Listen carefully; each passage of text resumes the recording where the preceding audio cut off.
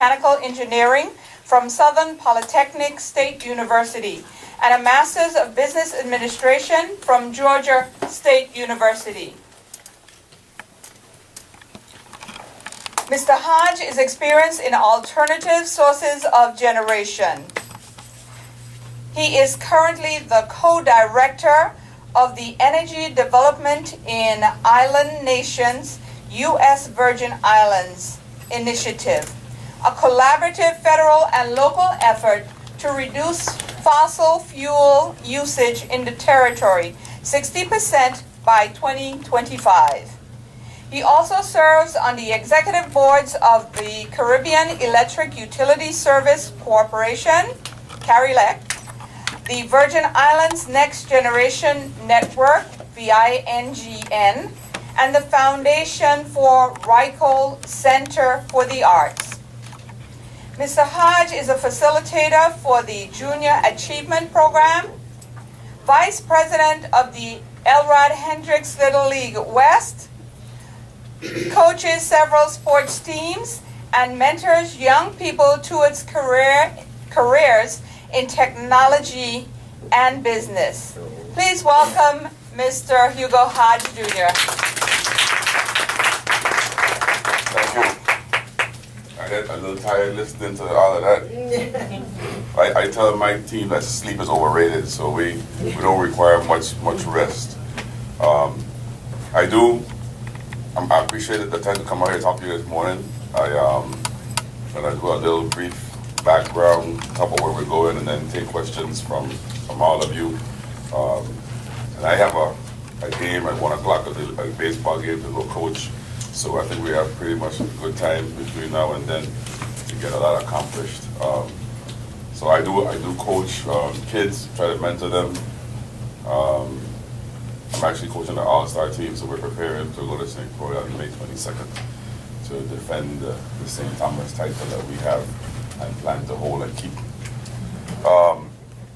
So I'm born and raised here in St. Thomas. Went to graduated from Charlotte Marley High School, class of '87.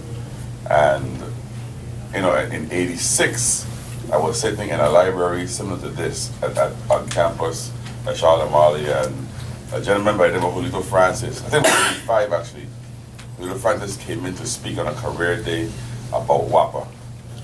And I was sitting there trying to figure out what I wanted to study, and listening to him talk about engineering and WAPA and whatnot. I decided right then that this is what I was going to do. And I went to study mechanical engineering, which is the basis for power production. And long story short, I think not long after that I said, I'm going to come back and do this job. And I went as a summer student for WAPA some years later. And when I wouldn't get invited into the parties that the senior staff were having, I told them they would let me in. I'm going to run this company one day, and I remember all of you. So they're still here, and I do remember them from not letting me in. But it's all good. I understand why now. But we were talking outside, so I want to touch on some things to make people aware of why we're where we are today in this region. We have very small systems, and I think that in the territory we sit many times and talk about the reasons for high costs of everything, and the reasons the economy is bad, and the reasons things are tough right now, and many times WAPA gets the blame, and other parts of the community here is crying. But the main thing that I think is the biggest challenge here in the territory are economies of scale. We just don't have the size of population for many of the things that make life less expensive.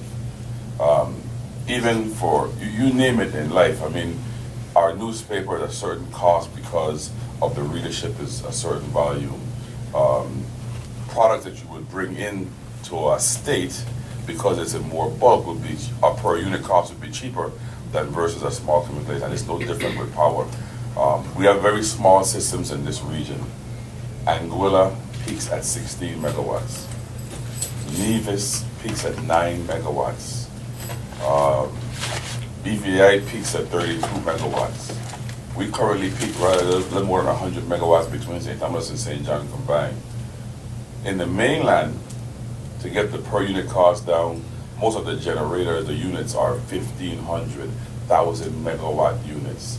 That allows for the economies of scale to bring the per unit cost down to a small increment. And many times when people compare here to the US in pricing, it's just not, there's no comparison.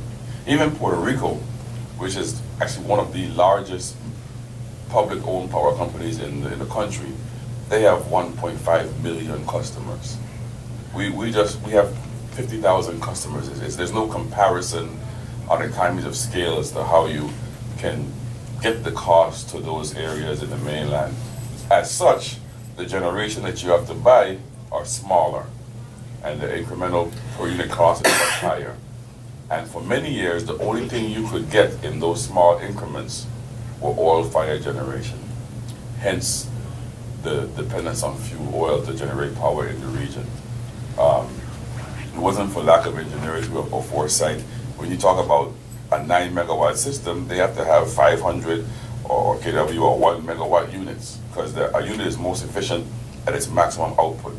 So you want to have smaller sizes, you want to bring them on as the load grows and take them off as the load decreases, because you peak midday and you're very low at night. So in St. Thomas right now, we're peaking somewhere in the mid 60s, around 12, 1 o'clock, 2 o'clock in the afternoon.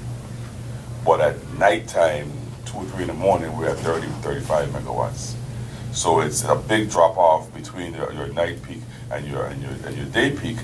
So you have to bring units on and off the grid to make sure you're running as efficient as possible. I'll talk about the challenges that come with that a little bit later. But for many years, oil fire, and still today, is the most readily available generation type mechanism for those increments. Hence the dependence on fuel oil. Not to mention that you have to have a supply chain that gets to your commodity for your power generation in a robust manner. And because you had refineries on St. Croix, St. Lucia, all throughout the region, there was fuel oil readily available, so it made the most sense for us to have fuel oil generation. In the US, fuel oil is 1.6% of generation in the whole country. In the Caribbean, it's in the high 90s. Only Trinidad, who has natural gas, and Aruba now, and us, are some of the only few places that aren't 100% fuel oil. We now have 4 megawatts of solar out by Duno and 4 megawatts on St. Croix. So we have 8 megawatts of solar powered energy for our peaks. We're no longer 100% fuel oil, but the rest of the region for the most part is. So that's how we got here. Oil in 2002 was $17 a barrel. Then it rose to 22. From 2002 to 2007, it took 5 years to go from $22 a barrel to $50 a barrel, to double. From 07 to 08, mid 08, it went from $50 to $150 a barrel. That is where the increase in power costs came from. Today, we're seeing a decrease in the market, but it'll go up again. And we have to do things to diversify our generation portfolio, similar to how you would do with your finances. You wouldn't have all your eggs in one basket. And in the mainland, you have choices for how you generate power. Like the last company I worked for was Griffin Power, and we had coal, nuclear, natural gas, and hydro. So we had a mixture. And you would dispatch your generation based on the pricing and what's available and whatnot, so you can get your best costs. Here you had one commodity and that's it. So our LPG project, what I'll talk about some more, is not only to get a lower cost fuel in place to bring the cost down, but it's add flexibility as well. It's a significant difference in cost. We're imagining somewhere around $1.01 per gallon for LPG. And that is about a $90 million a year savings at that cost. Yesterday, you're the first to hear, yesterday we executed 2 hedges. We did one for 500 barrels a day for first quarter of 16. We did 2 hedges at 55.7 and 55.8 cents per gallon. And we locked in those for the first quarter of 2016. And we're going to put more hedges online, which means we're even below the dollar we expected in the market. And we're going to lock in some of these fuel prices for the next 2 or 3 years so that we can guarantee some more savings with ratepayers when that time comes. So let's talk about what we're doing. So we've decided that 100% oil is not the way to go. So we know that we have to change our fuel type. We know we have to get some different generation in place that are not dependent on any commodity. And we know we have to get new units in that can burn more efficiently. Before we could do all of that, we had to fix our water system as far as how the production is. So we had to switch from the old thermal process of desalination to the reverse osmosis. The thermal process that we had in place required steam. So as long as we had steam requirements, you couldn't change your power generation because you had a tie to those same units to get the steam to produce water. So the first thing for us was to get our water situation changed as far as production. We still have a serious one as far as the distribution because the lines are 80 years old and they're rusted and discoloration in the water as a result. But as far as the production, the switch to reverse osmosis took away that steam requirement and now allows us the ability to go out and now change all of our generation to different means. So that had to be done first. We accomplished that. We're 100% reverse osmosis at some 55% reduction in production costs in doing so on the water system. Now that that's done, we've gone on to bring the LPG project in place. That we just got word that we should get our permits for St. Croix, our last permit, the Army Corps, sometime next week or the week after. So St. Croix will be probably online like in July. St. Thomas is about 6 weeks afterwards. So this summer, they'll both be on LPG and producing, barring any issues with the permit. The federal folks are interesting at times. So from what we can see right now, we're very comfortable in the schedule that we have. With that said, that takes care of having flexibility. So years from now, after we've paid off the debt on the LPG, which is a 10-year amortization with a 7-year option, we can choose because the conversion we're doing with our units allow us to burn fuel oil, natural gas, or LPG, which means 10 years from now, we can look at the market. We can say, you know what, natural gas is cheap. Let's buy natural gas for our plants. Or you know what, oil is cheap. We can buy oil or we can buy propane. And you have flexibility we've never had before. Additionally, you can bring the cost lower in that regard. So we took care of that part with this conversion in the LPG project. The next thing for us was to put in some generation that's not tied to any commodity. So that's the renewable energy. So we have put in 8 megawatts of solar territory-wide already. We have signed contracts for 6 more megawatts of solar to go on St. Croix. We're soon to sign another 3 megawatts of solar for St. Thomas. We're negotiating about 7.5 megawatts of wind for St. Thomas. And we have a 7 megawatt biofuel contract already signed for St. Croix. And we have, so that's well over 20 megawatts of renewable power that's either signed online or close to being signed territory-wide that gives us a certain segment of our generation that's fixed for the next 20 years. We don't have to look at a market or see if it goes up or down in the market. That part is fixed. Additionally, there was a bill passed by legislature that allowed for the gas tax at the pumps, the 14-cent gas, and to come to WAPA to buy new generation, which means we can go out and get new generation without going to the ratepayer for that funding. Now, I've recently heard that there's been a request for it to go back to Public Works. I don't have much information on that, but if it remains where it is, then we can go and finance new generation without going to the ratepayer directly or going to float bonds to buy new generation. Any generation we buy has to be able to burn LPG and natural gas, which means that not only will we have the lower cost fuel, but we'll have the higher efficiency units that we can get more savings for the ratepayer with via that mechanism. And those are the generation things, because what we know that the public is concerned about 2 things: the price and if it's on. All the rest of the stuff that we do really don't make anybody's, they're not sexy enough to get the attention of the public. but we get off on them. So we have a lot of devices we're putting in place called automation, different things where it makes our delivery of service better for the customer.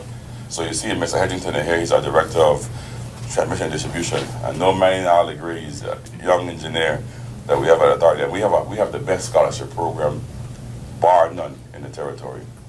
Him and I, we didn't get the benefit of it.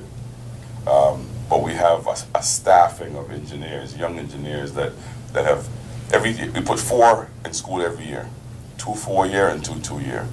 And every year they go away and then they come back and they owe us 4 years or whatever in service as a result. And they're coming in back every year. And he has a lot of his engineer staff from that. And some of them have, they do the 3-2 program at UVI. Some of them go and get degrees from Columbia, Princeton. I mean, these are very, very intelligent local Virgin Islanders. And I think sometimes I take any criticism that's out there. That's why I work on the back to keep the back broad. But I feel for the men and women at the Authority because I don't turn a switch. I don't climb a pole. I don't open a valve. So the folks that do that, they take it seriously when they hear some of the comments being made in the public. And I try to defer it from them and take it, but they're human still, and they know the challenges that exist. They make miracles on a daily basis. There's no interconnection. There's no grid. In the mainland, if there was an issue with your generation, you go on the grid and you buy the power and nobody sees an interruption. Well, I learned very quickly coming back home for this job. In December of 2007, I was working in Georgia selling power at 9 cents a kilowatt hour. In January of 2008, I was here selling power at 29 cents a kilowatt hour. And the first generation outage we had meant rotating power outages because there's no grid to call on. There's no neighboring state. There's no person to say, look, let me buy off the grid while I'm fixing my issue. But additionally, when you do have a problem, there's no, let me take my time to make sure we check and get other work done while it's down. You got to get it back on because the public people need power to perform their daily needs. So it's a different kind of environment, but there are miracles being done by the men and women of the Authority on a daily basis. And I've worked, this is my 4th power company, 4th utility company, and I must say that this has to be the most talented group I've ever had the pleasure of working around anywhere. I have a lot of love for especially for Griffin, where I worked last. They are a special group up there, and it started off a little rocky when I first got there because the person before me, the director before me, had got fired for putting a noose on the chair for an employee. So it wasn't the most comfortable situation going to.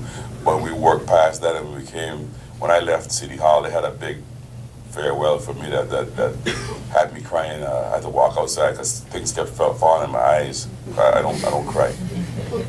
But we work hard and they work 24/7. You see them out here today doing the outreach, and I just appreciate all that they do on a daily basis. Many of them have the most dangerous jobs in the territory. If you look on the list of dangerous jobs, you're going to see things like logging that we don't have, but you will see the line worker on there on every top 10 list. They're there because that voltage he was showing you outside is real. He has to wear those gloves when they work. You have to roll them every morning and make sure that you roll them up and you put them by your face to make sure there's no air coming out because a pinhole can cost you your life. So that's every morning. You roll them inside out. You put them inside out, you roll them, feel them, you put them back the other way, you roll them, you feel them, and then you go ahead and work. And you got to take care of those gloves like they're your child because they're that delicate. A pinhole is enough for anything to come through and cause harm. So, with that said, we're on a path right now. We have rates in September of last year, they were 51 cents a kilowatt hour. They're now down to 39. We expect to come down some more in July. And we expect by January next year, even lower, with these hedges we're putting in place for 2016 and where the commodity prices are. And we expect more reliable service. Mr. Hedges putting things in place called automation. These you won't see on your bill, you won't see, but you will see in reliability. So there are devices that talk to each other. We're putting in the AMI system right now so we can read the meters from the office. So there'll be no more misreads that give you the heart attack when you see a bill and you say $200,000. How is that possible? When somebody inverts a number from a 1 to a 9, it's very possible. And those kind of mistakes will go away. The human error part, as you will read from the office, we can do remote disconnect, reconnect. We can see depth of service immediately. And we're at 98% in St. Thomas, complete with installation of those meters. We're going to do St. Croix. Now we have started on St. Croix and St. John, and by the end of this summer, end of this year, we're 100% complete with the AMI system. But they talk to each other and they give a backbone for automation, which means we have smart devices we can put in the field. This device sees a tree falls on a line. This device can see the fault.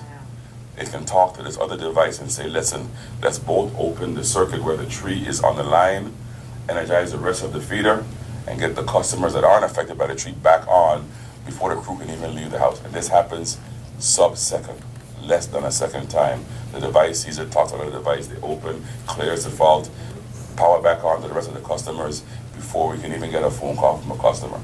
And those devices are being put in right now. Well, some of them are in.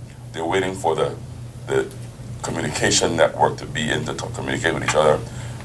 When you call the plant right now, during an outage, you're getting a recording. It may be a little annoying to not get a human being right now, but what it is setting up for is an outage management system.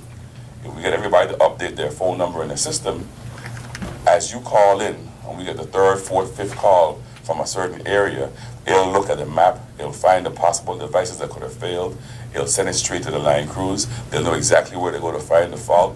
The system will call you back and make sure you're re-energized. And those systems, those technology shifts, those change shifts are a little painful at first because you want to talk to a human, but in the end, the benefits are unbelievable and what we can do and how we can restore power a lot faster. I myself, I call and I said, I don't want to talk to no machine today, but I know I had a system. I guess his drive now is to do things better than I did back in my engineering days. So I put a system in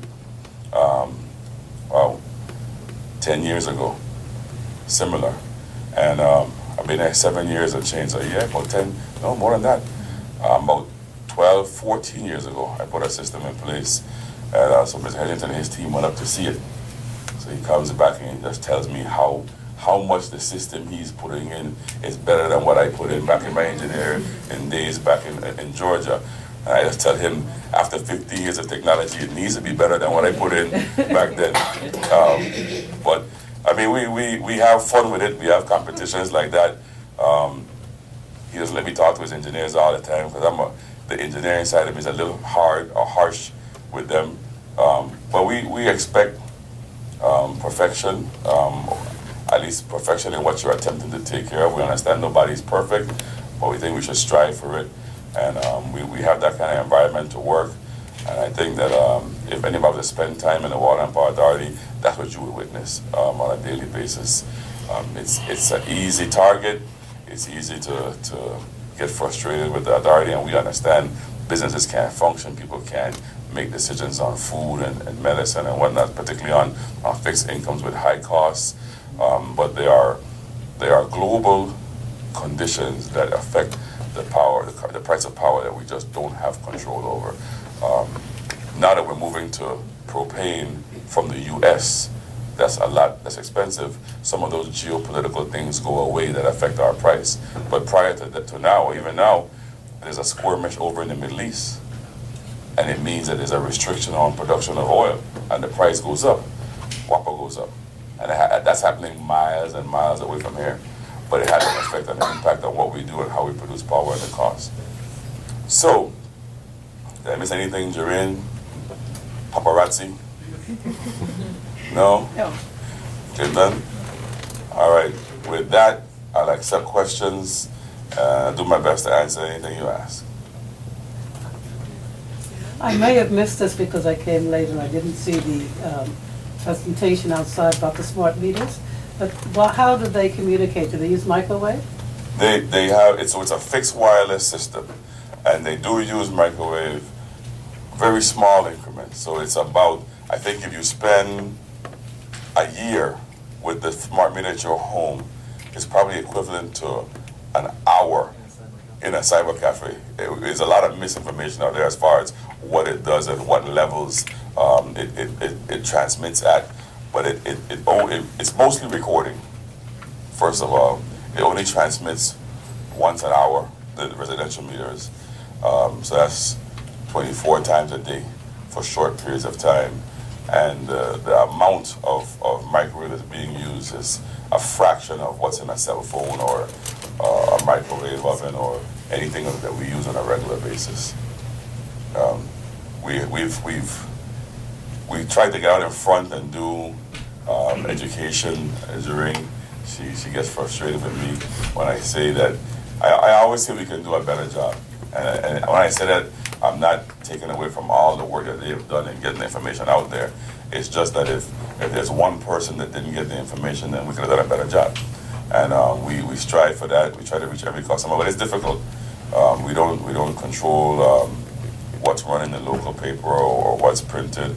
So we have to hope that the articles are run. We hope that we can get our information out there. Hope folks go to the website. We hope everybody in here is paying their bill online. Because this is like I said, my fourth utility. I've never seen foot traffic and phone traffic in a power company as we have here. And I understand culturally, people like to go in and pay and get their receipt. I talked to an attorney one day and I said, "Well, why are you in line?" And he says, I'm ashamed to tell you." I said, "Well, tell me anyway." And he says, "This is my social hour." He said, "I see these people once a month when I'm paying the bill," and some people see it as that. I mean, so it's difficult for us to get the paradigm shift here than other places, but we have certain cultural challenges that make it. And then I get to say, "Well, I keep calling, I can't get through." I said, "That's because a lot of people are calling." I don't think there's a phone trunk big enough to handle the volume we get in phone calls. I've never seen anything like it. Some people refuse to pay by credit card; they pay cash. And that's just our culture, and we try to encourage different behavior, but we know it's difficult to get done, and we understand, and we work around that, and we'll continue to push that way. As you increase, you said the problem is always having, you have to have all the generators on. Can you talk a little bit about when we'll be replacing some of the generators, or when maybe the solar will be big enough that you'll be able to take some of them offline?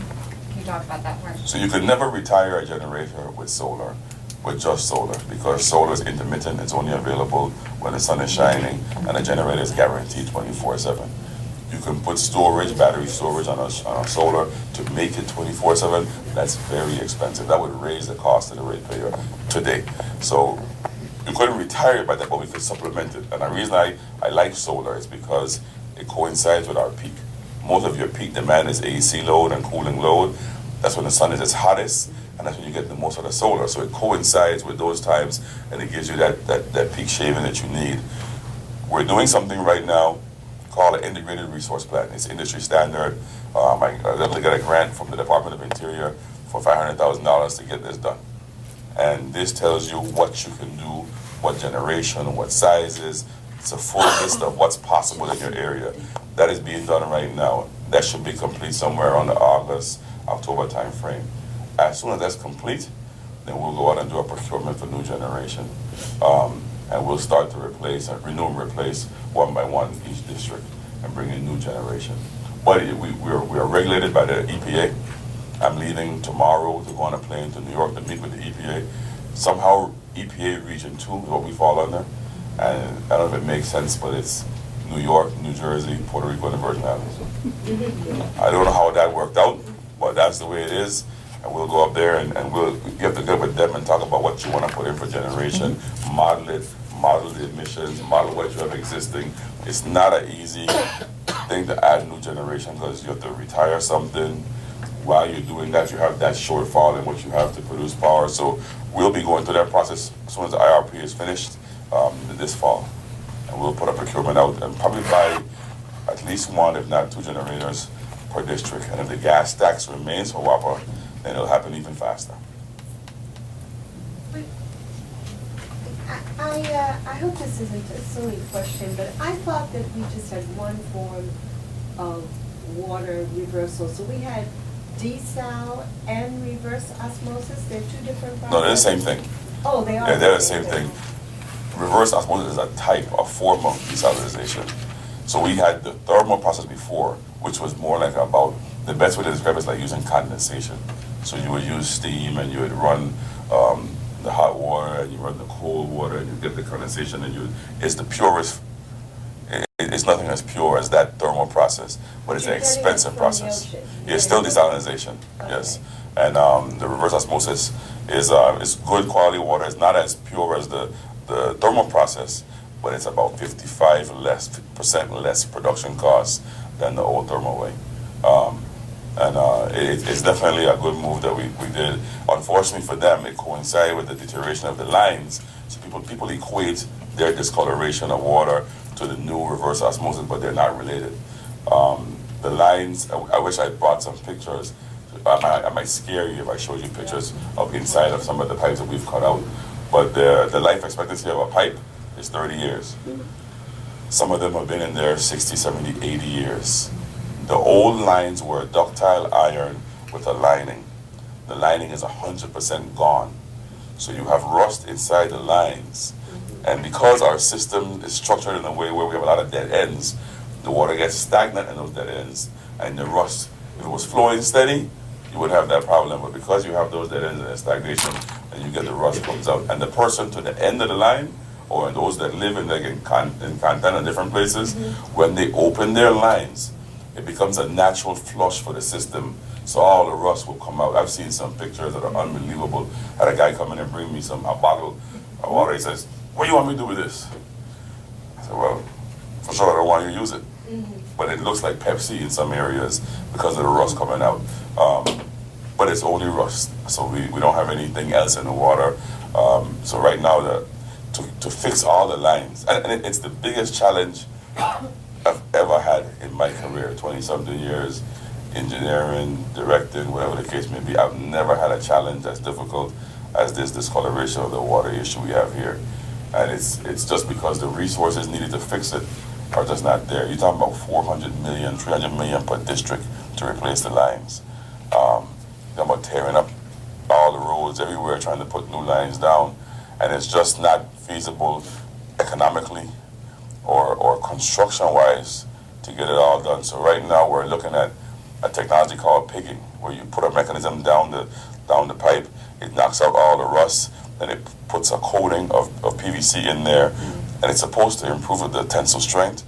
That's the part we're really concerned with, because as they get old, they get brittle. Whenever you see an earthquake of 3.2 or higher close by, there's a break in the system somewhere. There's line losses. The water system has losses in St. Thomas, maybe like 20%, maybe like 40% in St. Croix. And it's some of it's theft, some of it's the old broken lines that are going into the ground, and it's below ground, so you can't see it. When overhead power lines have an issue, you see the arc like you saw outside, so you know there's an issue there, you know there's a loose connection. When there's a loose connection on the ground, you see green grass somewhere, and it doesn't make any sense. Somebody's garden looks really good, and then you find out later on through our check meters that there's a leak somewhere in that area, and it's tough. But we have some ideas of how we'll combat it. We'll put them in place right now, and we'll get it done. At our peak for all three islands, you said we use 100 megawatts. Right now. Historically- That is Water Island. Yes, historically it's been about 130 something.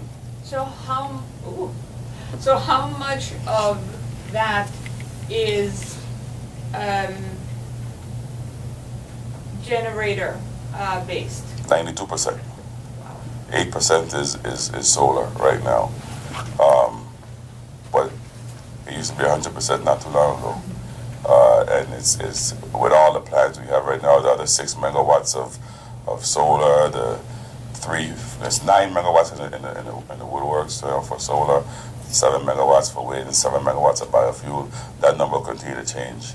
But the challenge then becomes keeping the lights on with all these different types of resources that are intermittent feeding in, because your generators now have to ramp up and ramp down to react to whatever happens with your solar and your wind and whatever. If there's a cloud that goes over of the solar array, it drops in output, it drops in frequency. And you have to adjust through our controls to meet that change and that fluctuation on sub-cycle times. You've seen how big of a drop in a second? 4 megawatts. 4 megawatt drop in a second, in less than a second. So our units have to see that and ramp up in time so we don't lose any feeders during that outcome. And the more we add, the more difficult it becomes. So we'll probably need to get some storage here eventually. Does the gas, the propane gas is going to be put in those cylinders that we saw down at the pier? Yes. Okay, you're going to refill them every time you go down, and do you have them stored underground or above ground? So they'll be buried, and the reason they're being buried is for safety purposes. Anyone that knows anything about fire, to have a fire, there has to be oxygen present. So when you bury them and there's no oxygen, it takes away the possibility of fire. Matter of fact, all installations for those tanks are now done underground versus the spheres you used to see in back in the day. So as we bury them, and they'll be buried, they'll be mounded with sand first, then earth on top of them, and the challenge in the region is also the draft and the channels. They're not deep water, so your big vessels can't come in. So we'll have a large gas carrier out in the water, and small feeder ships will bring in deliveries every 3 or 4 days, and that will replenish them. Every 3 or 4 days they'll bring a delivery. Those tanks on land are about 18 days of storage. They have to be maintained per the contract at 15 days of storage, which means that in the event there's a hurricane or there's rough water, whatever the case may be, we have enough on land to last for any period of time to clear that and put that stuff. Liquefied propane, petroleum gas, actually. Good afternoon. This is more of an economics question. Okay. We oftentimes hear or read in the media that WAPA is owed a lot of money, be it from essential services or government agencies. If WAPA were to collect most of that money or even a large percentage of that money, would we see our bills go down, or how would that money be used? Where do we stand? That sounds like a What's the political status? question, not an economic question. You're trying to get me in trouble. You would see a reduction primarily because of efficiency. So what happens, like right now we're owed somewhere around $47 million by the government. Mm-hmm. That's instrumentalities and potential combined. That's water and power. And what happens is that the fuel bill has to be paid every month. Mm-hmm. And if we don't pay it, they don't deliver fuel, there's no power. I always tell people the only thing worse than expensive power is no power. Right? So when we get the bill, if there's someone, whether it's government or anybody that hasn't paid, we have to pay their portion of the fuel bill and hope to get paid sometime soon. Mm-hmm. When it's as high as $47 million, that means that monies that we would have used to maintain our equipment have to be used for buying fuel, and our equipment can't be maintained the way they should, and then it deteriorates faster than it normally would. That's the big impact. It's not so much that you're paying the government's bill for them directly. It's the impact of efficiency deterioration as a result of the equipment deteriorating and not being able to maintain it the way you want to. So if we had the money and it was coming in regular, we could maintain the equipment better and you would see a more efficient operation. What kills me is that we don't get paid on time, then I get a phone call saying, run more efficiently. Right. I don't know how to get that part done. $47 million is a lot. And while WAPA is on an annual budget $300 million, $220 million of it is fuel. That's a direct pass through. That word that everybody uses, that LIAC word, is a pass through. We don't get, that's none of that goes to the coffers of WAPA. That goes from the ratepayer through WAPA to the fuel provider. The base rate part, the other 25 cents on the dollar, we run the business on that piece. That's $80 million a year. So when you're talking about an $80 million budget with some $47 million being owed, it's a very tough to manage. And every dollar we collect, 75 cents goes to pay for fuel. We run the business on the 25 cents, and that's payroll, debt service, maintenance, you name it. We have to pay debt service for our bonds first by the bond indentures. If not, you're in default and you owe all the money one time. We have some $200+ million in bonds. So you have to pay that first.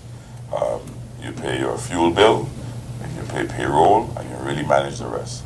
And it's tough because not only is the efficiency at risk for maintenance, but you have a lot of small local companies that do business with WAPA that rely on us paying them timely so they could pay their employees and stay afloat. And when we can't pay them, and all the government agencies know about it because you're waiting on, it's one thing, you can budget money, but it takes money cash to be in the bank to actually pay somebody. And many times we can't pay an individual for the work they've done on time, and they're calling saying, look, I can't make payroll, I can't keep my doors open, and that affects, to me, that affects the economy way more than we give credence to. And that part is difficult because we know they've provided the service and provided it well, but because we haven't been paid, we can't pay them timely, and it's a bad, vicious cycle that takes place. I have two questions. One was for my people down at PMP, because everyone, but I think you really covered it when you asked the question in regards to the safety, because everyone says, well, if they blow up, they don't even have to send anybody to look for us down here because there won't be anything to find. Yeah, no, it's not that kind of party at all. I got people closer than you. Exactly. So I'm saying, well, you know, whoppers between us and the tank, so. Right next to us right now is Yeah. the gas company with above ground tanks. Right. Nobody don't seem to be concerned I am about that. very concerned. But it's right there next to us right now. It operates every day. It operates safely. There's nothing in the world void of danger. Exactly. But you put things and mechanisms in place to either mitigate or take away the chance of things taking place. So the design for this facility has, first of all, they're burying the tanks to take away the oxygen so you can't have a fire. There are water blankets, sniffers. There are fire water systems that pump that are 100% redundant, 2 sets, seawater, regular water. You name it, that's available for mitigation of anything is there in the plant. The tanks can share fuel between each other. Not only are they buried, they're wrapped. Then they're buried, so in the event of a hurricane, debris can't hit them. So you protect them that way as well. They're buried on a system that allows them to shift. So if there's an earthquake, they can shift with no problem. They can move, and they're not in danger that way. It's completely engineered to make sure I have employees working. I would sleep on it. I would sleep right on it. And back to the question about the smart meters, I have mine right next to my kid's bedroom door. They're as safe as anything that we have. Tobacco companies' president smoked. Well, Okay. I can't speak for them, but I can tell you that the difference in working in the mainland and working here is that in the mainland you could I worked for a power company in Griffin that I drove an hour to every day. I didn't live in that community. So the people in the community always had that question about, well, are you going to make sure that we live here, work here, breathe here, play here, and we have that level of connected and commitment to the community. You have another question? The second question is in regards to the scholarships that you talk about. How does one go about finding out about it? It's on the website? It is on the website. It's the Alva C. McFarlane Scholarship. I think the applications are either due or they're already in already for this year. Actually, it should be almost decided because they're getting ready for college now, so that should be done for this year. But they're on the website. You can call the offices. We're very proud of that program, so you can get all the information you want.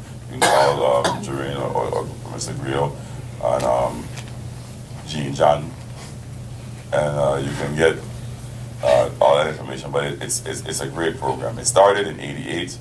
I know because I graduated in '87, and it was not available the year I graduated.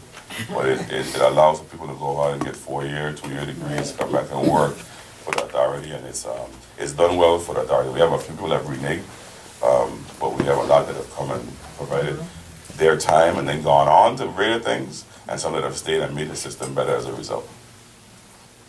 Yeah, good morning. Morning. I'm a visitor here, and this is my daughter here, so I come along with her. But I'm asking maybe a stupid question, but when you were talking about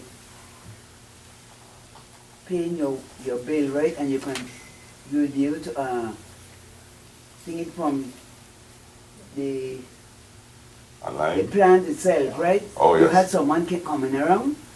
Well, no, they only come around for maintenance purposes after it's complete.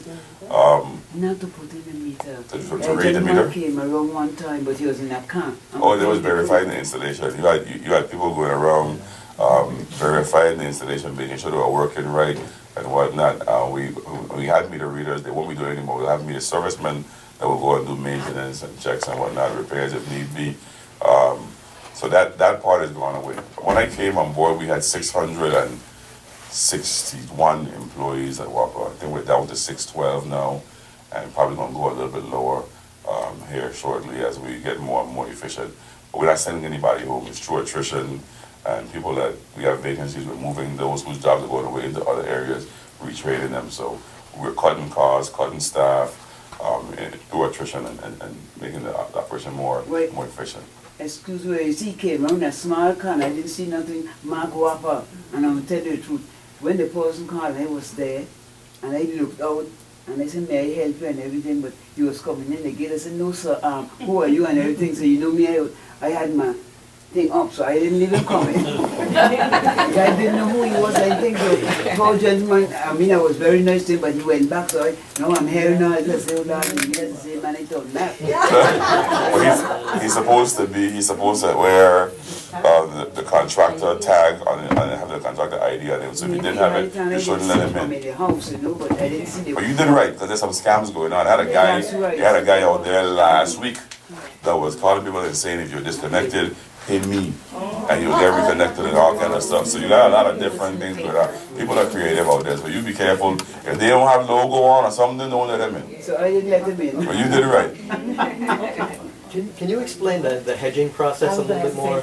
Sure. Just So in layman's terms. hedging is like an insurance policy. It's a financial swap. So basically, right now, costs are down. The market is down. So I can go and the people that are professionals can predict where they think prices is going to be in 2016, 2017, whatever. Because the market is low, and I want to take advantage of that low cost, I can buy this mechanism, this financial mechanism called a hedge today for 2016, 2017. So we can do one called a costless collar, which means I'm going to say, okay, it's 55 cents. I'm going to put a hedge in for 55 cents. Which means if it goes, they'll put a little collar. So let's say it's 50 to 60 is the collar. If it's in that, we're good. Nobody owes anybody anything. If it goes below 50, we pay the difference. So we pay the 50-something cents. If it goes above 60, they pay the difference. So you're at risk for it going lower. But if it goes lower, the portion that's not hedged is that low anyway. You're enjoying that lower cost. If it goes higher, you have insurance that says, I'm capped at this price for what I pay for my commodity for that period of time, and you have that savings locked in. We anticipate the market's going to go back up at some point, so as much as we can lock in for that lower cost, the better for the ratepayers. Whether it means that you're risking any further decrease for some period of time, we think it's worth the risk. So we can hedge up to 75% of our needs. So for sure, 25% won't be hedged. But we're going to try to get as much hedges put in place to secure the lower costs. Did I do good there? Well, how about, you just mentioned there were two new hedges that you introduced yesterday, I think you said? One was 55.75 and one was 55.8. Let me tell you right now the exact numbers. One was 55.7. No, I told you wrong. One was 55.5. 155.7, so even lower than I said. Looking at them here. Yes. So prior to the hedging, what was happening? Whatever the cost is, you pay. When the commodity changes, you pay. We did hedging with oil before, and we had a period of time where it got higher, and we had the benefit, and had a time when it got lower, and we paid the difference. So it's like an insurance policy for pricing, but we couldn't hedge oil because there weren't enough counterparties available. For propane, it's a much more stable market, so there are a lot of counterparties willing to do hedges. I have just three short questions. And I like the thing you have outside with the meter where you have the emergency for medical needs, whatever, don't turn it off, you can't shut it off. And I need to know if people who say, look, I have this medical need and I still don't want that thing, that meter, that whatever, for whatever situation, can I just opt out of it and pay you all some other way? As far as the AMI meter, Yes. so we're that's a big discussion right now. Oh, okay. In some communities in the mainland, they have offered an opt-out. Again, because they're so large, that opt-out cost is not as big as it would be here. Because remember, an entire department is going away of meter reading. If I'm gonna, yes, if I'm gonna keep them just to read your meter, because you want, No, that's not gonna be feasible. well, it's gonna be a cost. So it's gonna be. Or pay online. How can they keep their thing and just be reading it online? Pay online. Wait, okay, maybe we talking about the same thing. Yeah, the analog, keep the analog and pay online. No. Read it. I still gotta read it. Oh, somebody still has to come Yeah, read it? yeah. Okay. Yeah. And then, the other things I wanna ask is, what are we really on right now? You're still talking about oil, and you talked about propane gas, and you have the solar farm over here. So when can we ever just get away from all the oil and just go to the propane and the gas and the solar? We're on solar and oil right now. Propane will start flowing in St. Croix July, 6-8 weeks later in St. Thomas. At that point, oil will only be used for startup. So you'll start up on oil and switch to propane right away. So we'll be almost 100% propane at that point from the summer on. But you may want to use oil one day. You may have a point when oil is cheap and you want to operate oil. So I wouldn't say we would never use oil again. Plus, the way the system works, part of the protection for the LPG is that if there is any issue that our alarm picks up, it'll shut the LPG system off and you'll switch to oil. So you have to have it for that purpose. But it has a long shelf life, so you can have storage and you can use it only when you need it, and it still will be there if we need it. So what is the authority's real focus now when it comes to the most of the production will be out of propane gas? Correct. Or the solar? Propane would be the most, and then the renewables would be second. Okay, now when we look at the solar farm over here at Dunu, we're seeing a lot of grass growing up and all that. Should that be a concern? No. Or what about the hurricane, anything blowing those things away? Should that be a concern? No. So the reason there's no concern there is because we took the model called a PPA. So in this instance, Main Street, Morgan Stanley, who buy them now? Yeah, they have. They have AES.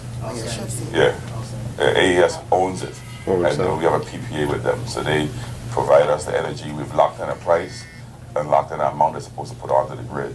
If there's damage, they have to replace it. If something's broken, they have to fix it. If another bullet goes through a refractor, they have to replace it. If the grass goes up and they can't produce as much, they still have to guarantee a certain output, and they gotta pay. Let me ask you, the grass underneath it doesn't block the No. efficiency? If it grows up to the point where it causes shading, which has to be a lot of grass for it to happen, then it costs them, but it wouldn't cost us. And the last thing is, and this may be a dumb one, but the Sahara dust that we're experiencing, does that affect us in any way in terms of production of your power, anything like that? It shouldn't affect on the solar. Or anything, any of our No. energy? Okay. That's bad for our breathing. Yeah, But it doesn't affect the power production. It makes it a little bit more humid, so that you have more of a need. The equipment works harder, but other than that, that's about it. Thanks. 2 questions. The solar up on the hill in Duno, why that area and not someplace like High Peak Mountain where you have more direct sunlight and not much obstruction, or around residential, or things like that? Why that area? Because in St. Thomas and St. John, land is sold by the square inch. And wherever you can find the land, there's not much land available. And it has to be close to the grid to tie in. So you can't just put it up on the hill where there's no sub-transmission or circuits large enough to tie it in, or the cost of bringing it to the grid would kill you. So it has to be close. So we have a sub-transmission that's right next to that facility that you can tie it in at very minimal interconnection costs. But it wasn't our responsibility for site selection. That third party had to secure site selection and pay for whatever they have there. But it's actually a good location for us because of where it is in the island. It adds some generation to a port of the island that has some dense population, because you want to have a load center close to where, a generation source close to where your load centers are, and it ties into the grid easily. So it is a good location for us to have it for minimum cost of getting on the grid. Okay, and the next question is, any plans for, as far as your renewable sources, any plans for wind or water? Wind is Generation. being negotiated now. Okay. I don't have any plans for water. Water is a very new technology, Okay. and we don't have, because we don't have a grid, it's hard to take chances on new technologies, because if you don't succeed, we're down for 4, 5, 6 years of money that could have been invested in something else. As it becomes more mature, it may be something we can look at. All these different energy types that we're gonna be having in the future, are they gonna be reflected on our bill? Like, what our bill say, part of the bill was done by, No, it wouldn't? that'd be too confusing, but I guess what? it'll probably be reflected in what's known as the LEAC, which is the fuel cost. Oh, okay. You'll see a reduction in fuel burn, and there'll be some portion of it attributed to this technology or that technology. That's what it meant. Yeah, but it won't be itemized on the bill. It'll be in that one component. You mentioned that when you're talking about new generation, you're going to look to generators that use different types of fuel, but all the fuels you talked about were fossil fuels. Right. Is there any possibility of having generation units that also use biofuels? Well, they do. So the So why units, don't you do that rather than just staying with fossil fuels? because the biofuels are expensive. So you have generation right now. I think we could burn biofuels in our existing generation, but the I cost. think you must have misunderstood. I was talking about. Which biofuels I'm about? I was talking about the generators, not that, so that they have the capacity to utilize biofuels. And I'm saying that they do. Oh, that's, yes. It depends on the type of biofuel we're talking about. There are some liquid biofuels that can be burned already. The one on St. Croix, 7 megawatts, that's new generation, that's biofuel, anaerobic digestion, using the king grass and that kind of stuff. So we have biofuel, that kind coming. But there are some liquid biofuels that can be burned, but they're not cheap. At this time, they're not. They're not. But what I'm saying is that the new generation, the new generators that you're going to be purchasing will be able also to use liquid biofuels biofuels, if that yes. becomes more economically Yes, feasible. ma'am. Two questions. One, I heard something that you referred to it about having the solar panels near Tutu and how that's good.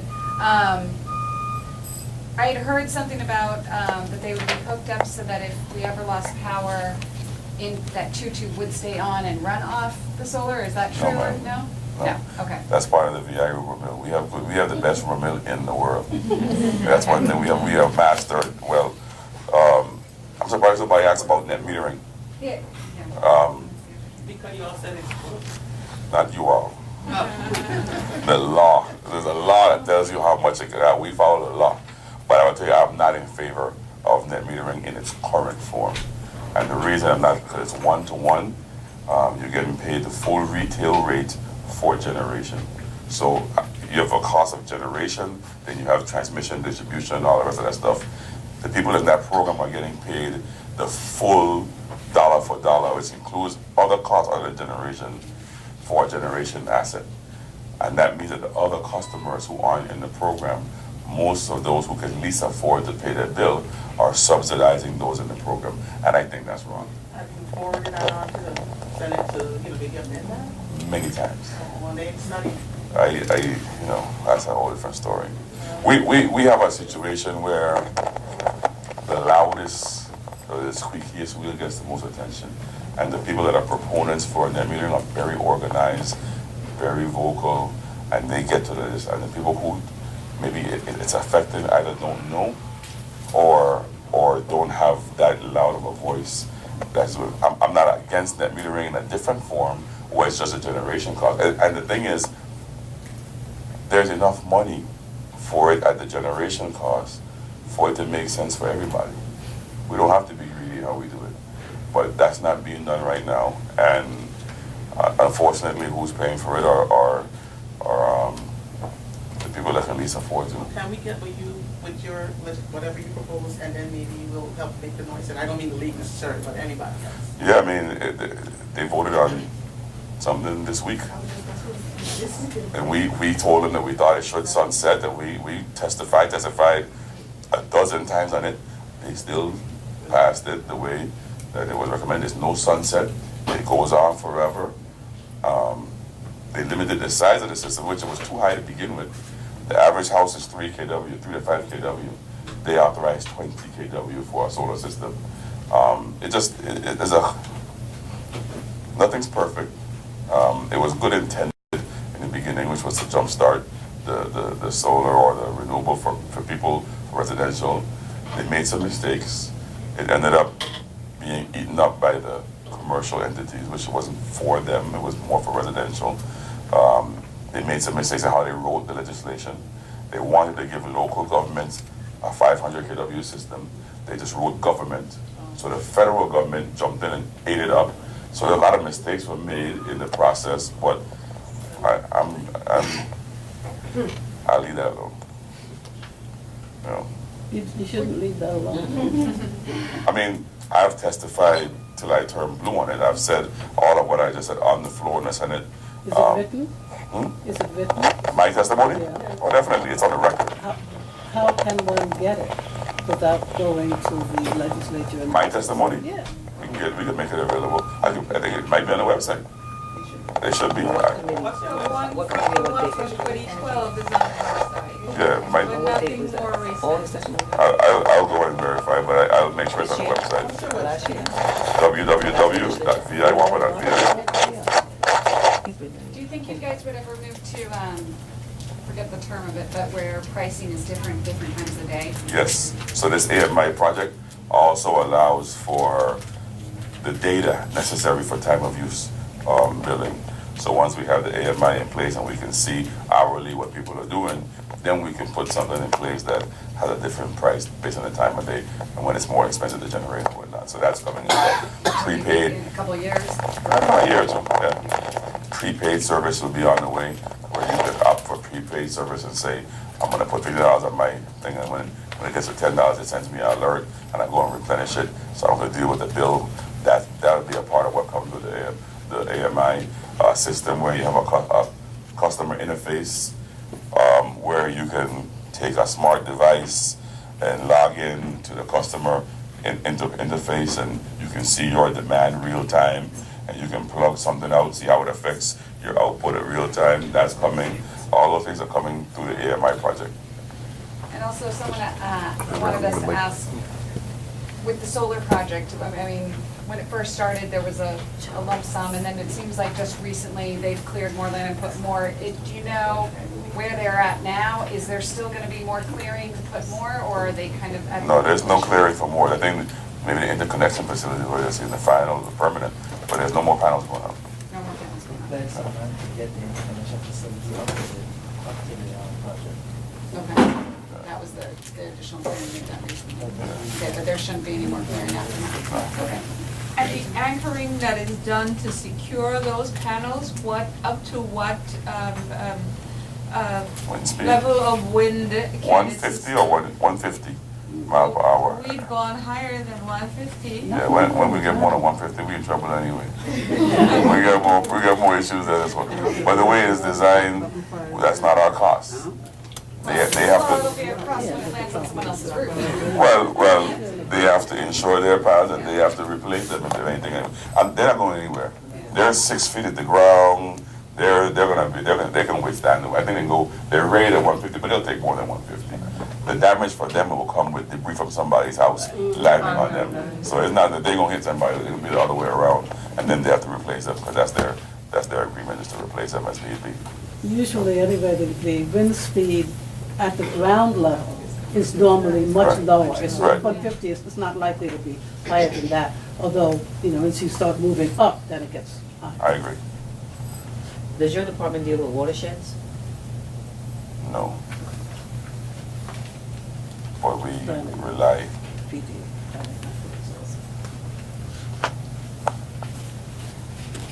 Is there some way we can use geothermal?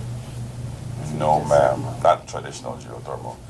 It's not available here. Geothermal is usually in places where you have dormant volcanoes and you have to have the hot springs like in Nevis or whatever to let you know it's available. There is a different kind of geothermal that takes a temperature difference between a certain depth and whatnot. That might be possible, but it's better in areas that it has change in temperature at different seasons, so you get a different delta, different times of year. It's not really ideal for here, but I'm sure there's someone who will try to sell you one. They've already done that. Yeah, when you have 50-cent energy, people come out selling all kind of stuff, and you're desperate, so you go and you listen. I recommend that you run everything by your utility and see what makes sense, so you don't get caught buying something. We all are trying to find ways to pay less because we're all paying the bill, so we're looking for means and ways of bringing our costs down too. So I'd be a little leery of the perfect. I have that silver bullet to fix your issues. Be a little leery. Is there an evacuation plan? Is there an evacuation plan for the tanks on the hill with the propane? It will be done by TEMA. Through FEMA, did a vulnerability assessment, and all of that will come up with the evacuation plan that will need be, and that will be complete here shortly before it goes online. Our last major set of outages on St. Thomas and St. Croix, we were rotating for 3 to 4 days. And it was the bane of all our existence, the transformers and the generators. The one in St. Croix was 1 day. The one here was 3 days, but it was 3 different occurrences. It was just one of those weekends that were kind of crazy, so they were completely unrelated, but one after the other. Each day something different happened. And it was 14 and 25? No, the first day was which one? Which one? The first day was the switch by 25 transformer switch. So the first day was a switch for unit 22 and 25's transformer. The second day was unit 23, and 25 wasn't available. 25 was down for maintenance. So we take things down when most of the time when this happens or something's going on, the public has no knowledge. We take units down on a weekend, do work for a week sometimes, 2 weeks at a time, do maintenance, bring them back online. Public never sees anything. Or we see a unit operating a certain way, we're going to put another unit online, take it offline, do some work, put it back on. Public never sees it. But in this instance, 25 was down for maintenance, so it was completely down with their internal parts being changed out, so it wasn't available at all. 15 was not available. It was finishing its conversion to LPG. So you had 18, 14, and 23 available, and 23 and 23 went down, which is a big workhorse. It created a chaos in the plant. The first day was a transformer. The second day was the excitation for the unit, and the third day was something completely different. I think Murphy lives in the Virgin Islands. Yeah, station service was the second day. Excited was the third day, and by then I had gone crazy. St. Croix was a little different. St. Croix had a fault on the switchgear for the station service, which would feed the internal loads that caused a surge that damaged the station service and some other components in the plant. And that just took some time to isolate and make sure it's safe. A lot of times, we understand that probably want the power to come back on like now, but I can't send employees in to work on dangerous conditions without making sure it's confirmed to be safe all the way around. So when they go in there and turn it back on, there's nobody in there getting electrocuted or worse. So we have to make sure that some outages are just more touch and go. When it's a hard ground or a fault in a unit, because they're man-made devices, a unit has high heat, it has a little bit of vibration. Sometimes a conductors can shed and make a hard ground. You can imagine the amount of wiring in a generator. So to go in there now and find the exact conductor that made the ground, make sure it's the only one that has the ground, because if you put it online again, you can damage the unit. and you don't want to do that, then you're down for a significant period of time. It just takes some time. Usually you have a backup generation you put on, and we can work on that and take our time with it. If we're in the mainland, we'll buy off the grid and take forever while we look at it. But we don't have that luxury. But we definitely understand and work to avoid situations like that. Well, we get back to this 47 million the government owes in terms of energy, but have you put on some of these smart meters already on those buildings, government buildings? Yeah, we're almost finished with St. Thomas, so I think the government buildings pretty much have theirs on already. They have theirs? You want to cut them off? No, because I was. You trying to get me fired? Then you will not service. But it's a rumor, though, that we'll be end up paying for it anyway because only us have the smart meters and they don't. No, everybody have them. Everybody have the meters. It would have been nice though if you told people when they were going in. A business person near my office, their power just went off suddenly, I had no idea. Turns out they were putting in the smart meter. We told her, we went and informed. When I went into my house, I had no idea. It was just there one day.